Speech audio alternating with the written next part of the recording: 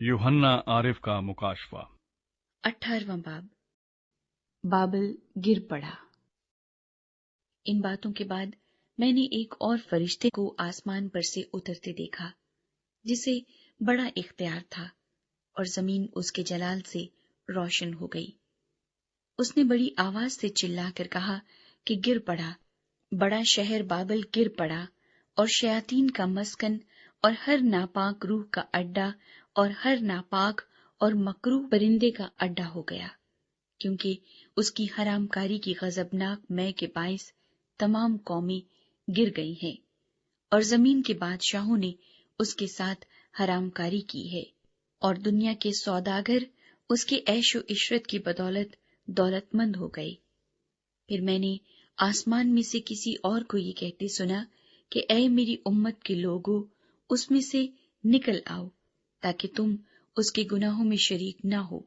और उसकी आफतों में से कोई तुम पर न आ जाए, क्योंकि उसके गुनाह आसमान तक पहुंच गए हैं, और उसकी बदकारियां खुदा को याद आ गई हैं। जैसा उसने किया वैसा ही तुम भी उसके साथ करो, और उसे उसके कामों का दो चंद बदला दो। जिस कदर उसने प्याला भरा, तुम उसके लिए दुगना भर दो। जिस कदर उसने अपने आप को शानदार बनाया और अयाशी की थी, उसी कदर उसको अजाब और गम में डाल दो, क्योंकि वो अपने दिल में कहती है कि मैं मलका हो बैठी हूँ, बेवा नहीं, और कभी गम न देखूंगी। इसलिए उस पर एक ही दिन में आफतें आएंगी, यानी मौत और गम और काल, और वो आग में जलाकर खाक कर दी जाएगी, क्योंकि उसका इंसाफ करने वाला खुदावंद खुदा कवी है। और उसके साथ हरामकारी और अयाशी करने वाले जमीन के बादशाह जब उसके जलने का धुआं देखेंगे तो उसके लिए रोएंगे और छाती पीटेंगे, और उसके आजाब के डर से दूर खड़े हुए कहेंगे, ऐ बड़े शहर, ऐ बाबल, ऐ मजबूत शहर, अफसोस अफसोस, घड़ी ही भर में तुझे सजा मिल गई।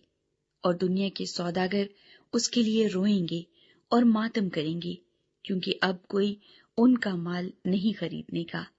और वो माल ये है, सोना, चांदी, जवाहर, मोती और महीन केतानी और अर्गवानी और रेशमी और किरमजी कपड़े और हर तरह की खुशबूदार लकड़ियां और हाथी दांत की तरह तरह की चीजें और निहायत बेशकीमत लकड़ी और पीतल और लोहे और संगे मरमर की तरह तरह की चीजें और दारचीनी और मसाला और ऊद और इत्र और लुबान और मै और तेल और मैदा और गेहूं और मोएशी और भेड़ें और घोड़े और गाड़ियां और गुलाम और आदमियों की जानें। अब तेरे दिल पसंद मेवे तेरे पास से दूर हो गए, और सब लजीज और तोहफा चीजें तुझसे जाती रही, अब वो हरगिज हाथ न आएंगी। इन चीजों के सौदागर जो उसके सबब से मालदार बन गए थे, उसके अजाब के खौफ से दूर खड़े हुए रोएंगे और गम करेंगे और कहेंगे, अफसोस अफसोस, वो बड़ा शहर जो महीन केतानी और अर्गवानी और किरमजी कपड़े पहने हुए और सोने और जवाहर और मोतियों से आरास्ता था, घड़ी ही भर में उसकी इतनी बड़ी दौलत बर्बाद हो गई। और सब नाखुदा और जहाज के सब मुसाफिर और मल्लाह और जितने समुंदर का काम करते हैं,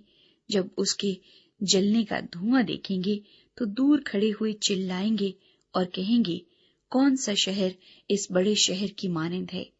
और अपने सरों पर खाक डालेंगे और रोते हुए और मातम करते हुए चिल्ला चिल्ला कर कहेंगे, अफसोस अफसोस, वो बड़ा शहर जिसकी दौलत से समुंदर के सब जहाज वाले दौलतमंद हो गए,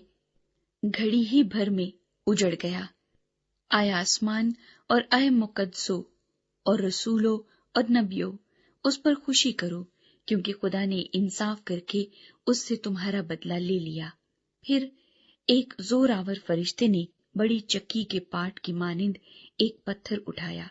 और ये कहकर समुंदर में फेंक दिया कि बाबल का बड़ा शहर भी इसी तरह जोर से गिराया जाएगा और फिर कभी उसका पता न मिलेगा। और बरबत नवाजों और मुतरबों और बांसुरी बजाने वालों और नरसिंगा फूंकने वालों की आवाज फिर कभी तुझ में न सुनाई देगी, और किसी पेशे का कारीगर तुझ में फिर कभी पाया न जाएगा, और चक्की की आवाज तुझ में फिर कभी न सुनाई देगी, और चिराग की रोशनी तुझ में फिर कभी न चमकेगी, और तुझ में दुल्हे और दुल्हन की आवाज फिर कभी न सुनाई देगी, क्योंकि तेरे सौदागर जमीन के अमीर थे, और तेरी जादूगरी से सब कौमें गुमराह हो गईं, और नबियों और मुकद्दसों और जमीन के और सब मकतूलों का खून उसमें पाया गया।